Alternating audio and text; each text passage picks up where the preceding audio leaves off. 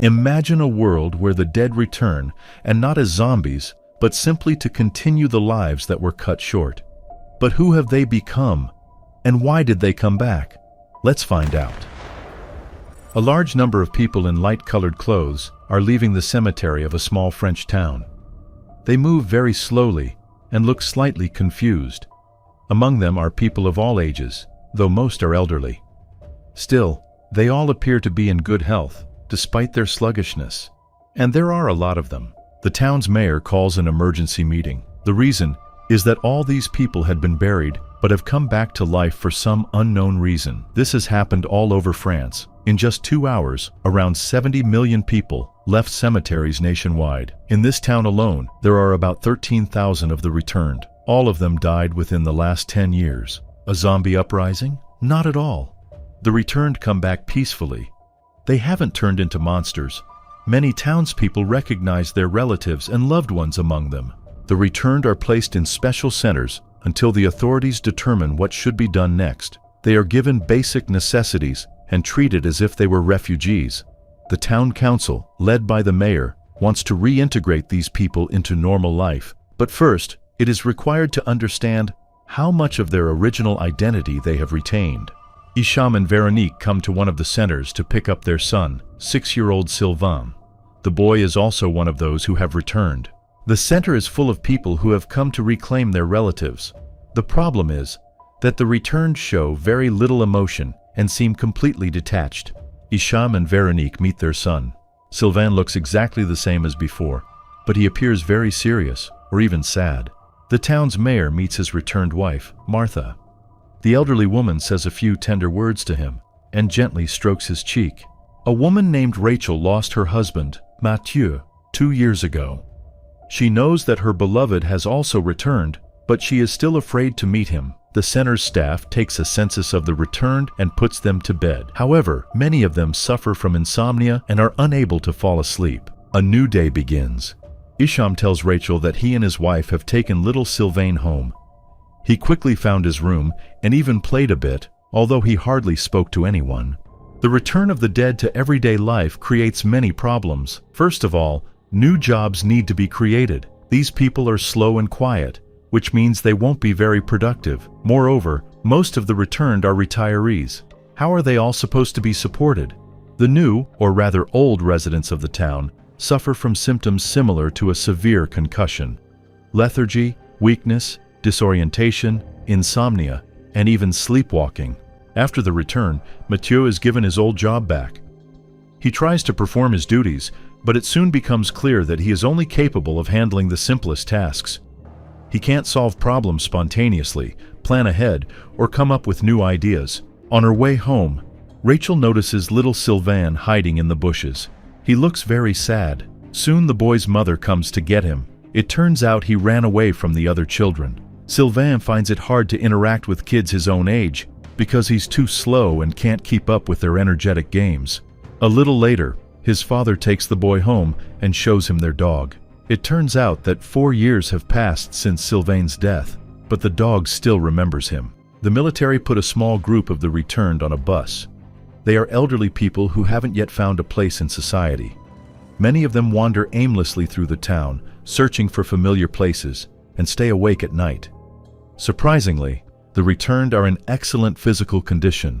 They are immune to infections. The reason is that their body temperature is 5 degrees lower than normal. The returned are constantly given sedatives so they won't roam the streets at night. Ampules of the same sedative are also issued to the military, allowing them to control and restrain particularly aggressive individuals. Soon, it becomes clear that the returned are only pretending to sleep. In reality, they never take a rest at all. Every night, Mathieu leaves the center, wanders through the town, goes back to work, and sits in his office. This is quite strange. Moreover, Mathieu isn't alone there. Other returned people join him. They actively discuss something and appear far more lively than they do during the day. All their strange symptoms, such as quietness and sluggishness, completely disappear.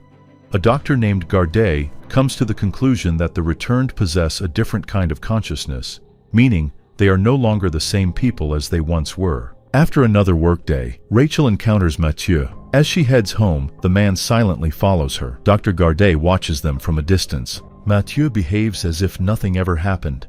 He suggests having dinner together and going for a walk. Rachel tries to ignore him.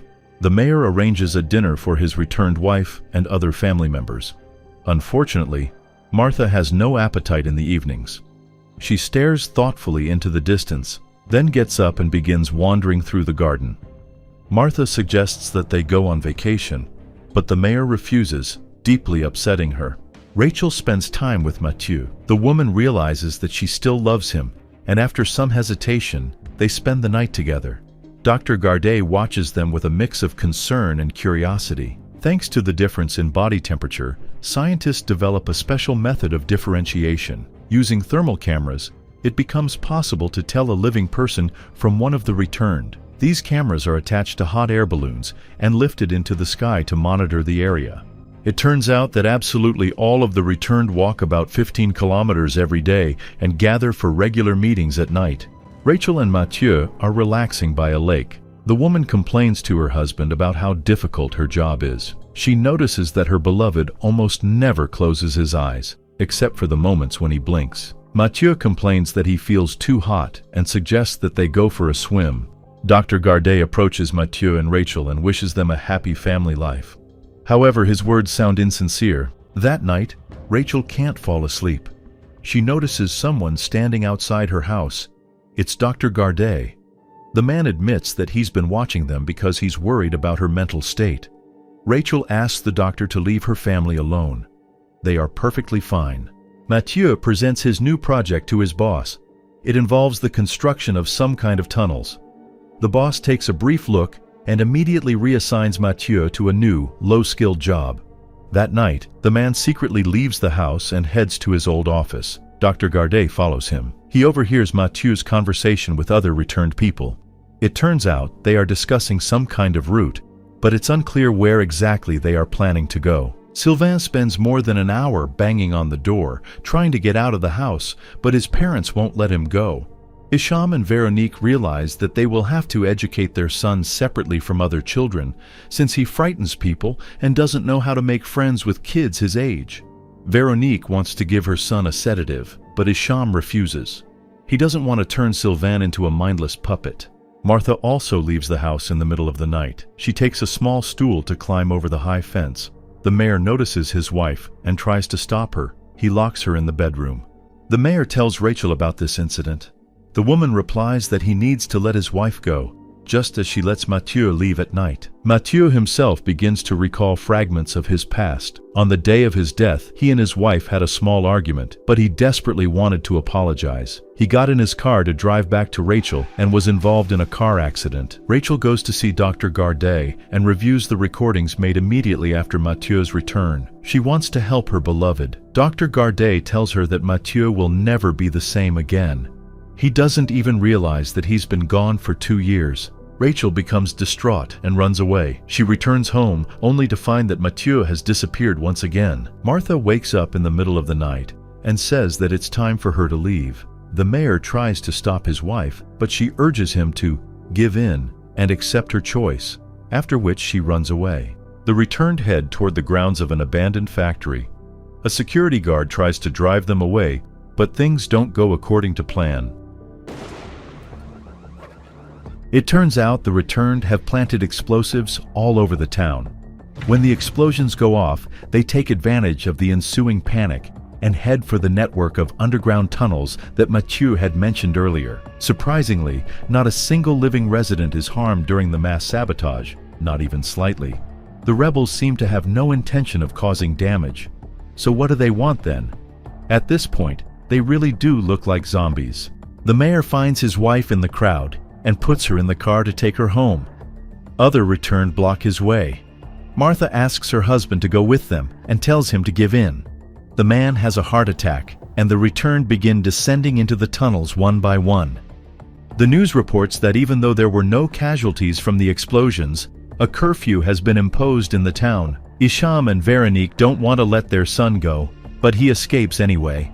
Despite falling from a great height, the boy gets up and leaves with the other returned. The military arrives in the town. They are ordered to solve the problem and are allowed to use force. A special substance that puts all the returned into a deep coma is sprayed all over the area. At one point, Mathieu turns around and heads back toward his home. He tells his beloved about the last day of his life. They had argued and went to work. In the evening, Mathieu returned home, but Rachel was nowhere to be found. He got into his car and went looking for her. Due to his anxiety and excessive speed, the man ended up in a car accident. Mathieu goes into the tunnels, and Rachel follows him. She also descends, but soon realizes she can't go any further. The woman kisses her beloved with tears in her eyes and watches as he disappears into the darkness. After that, Rachel returns to the surface. All of the returned lie on the ground in a deep coma.